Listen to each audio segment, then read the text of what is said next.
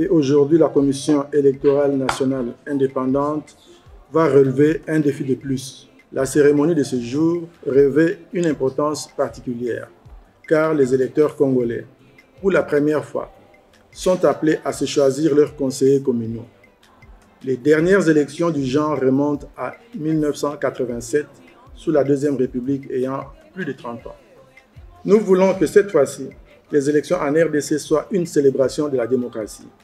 Sur ce, je convoque ce jour l'électorat pour les élections des députés provinciaux et celles des conseillers communaux. Je vous remercie.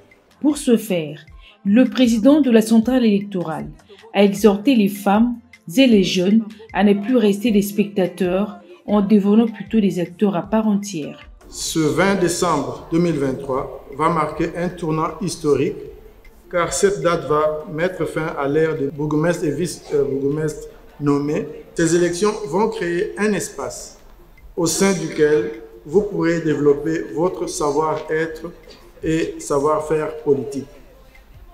Ainsi, vous saurez progressivement échanger, partager, argumenter, défendre, convaincre dans le respect de l'autre, ce qui est à la base de toute vie démocratique. Vous allez battre campagne pour vos aînés, mais aussi battre campagne pour vous-même, comme candidat et candidate. Vous devez prendre conscience que les jeunes garçons sont souvent utilisés pour des violences et les jeunes filles pour la danse et le chant. Aujourd'hui, vous devez être des joueurs, des acteurs clés qui font partie véritablement du jeu et non pas des supporters jetés dans les gradins. Rappelons que la Commission électorale nationale indépendante a déjà clôturé l'opération des dépôts des candidatures pour la députation nationale avant de publier la liste provisoire des candidatures des partis de regroupement politique ainsi que les candidats indépendants à la députation nationale.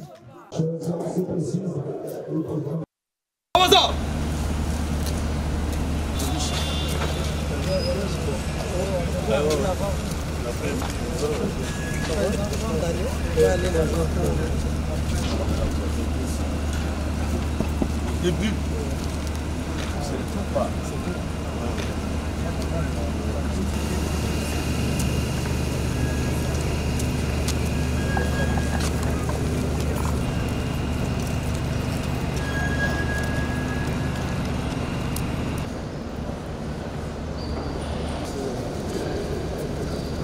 En fait, les questeurs, on a pensé, au lieu de sectionner,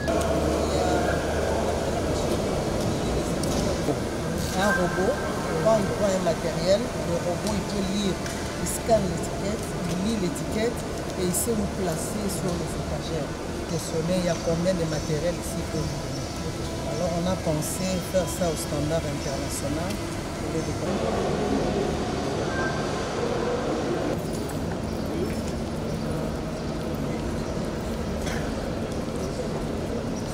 En pleine construction. Non, donc ceux qui sont là peuvent se débrouiller pour ça.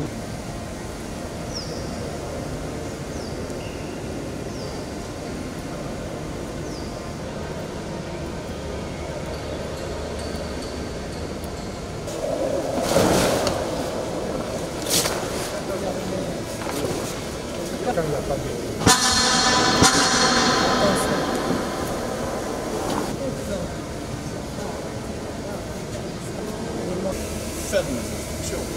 Parce qu'on veut ça partout. Non, ça ne veut pas ça.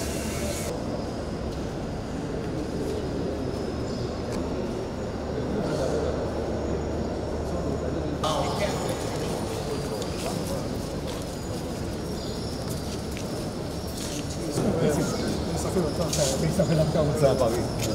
Bonjour.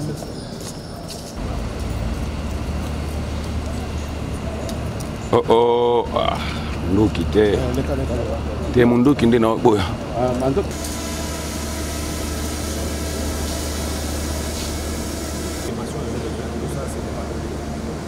Ici, on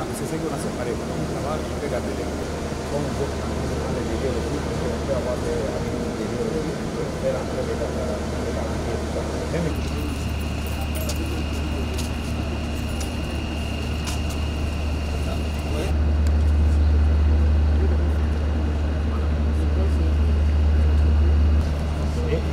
Ça, et le problème de SNET, voilà. On a là-bas. Maintenant, nous allons garder les places là pour qu'on va mettre un transport pour les ce câble-là, si aujourd'hui nous mettons le béton, et après ça, quand il y a un bruit, ils vont venir. Avec une pompe, on fait les eaux partout dans le...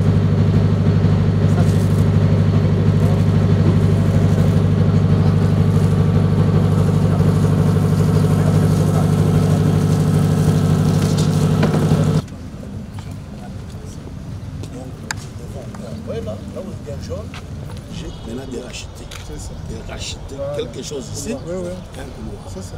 Voilà, c'est juste ça. Tu m'as juste dans ce petit espace ici. Pour nous déranger. 200 mètres carrés. Maintenant, les sacs là. Là derrière, là, il y a une route là. Oui, directement quand nous prolongeons. Nous allons sortir. Oui, c'est des sentiments de satisfaction parce qu'effectivement, il y a près d'une année, il n'y avait rien ici en termes d'entrepôt selon notre standard. Alors, quand on revient après quelques mois, on se rend compte qu'il y a eu beaucoup de progrès. Donc, cette visite d'inspection est satisfaisante pour nous. Nous avons sillonné toute la concession et il y a un grand travail qui se fait selon les standards internationaux.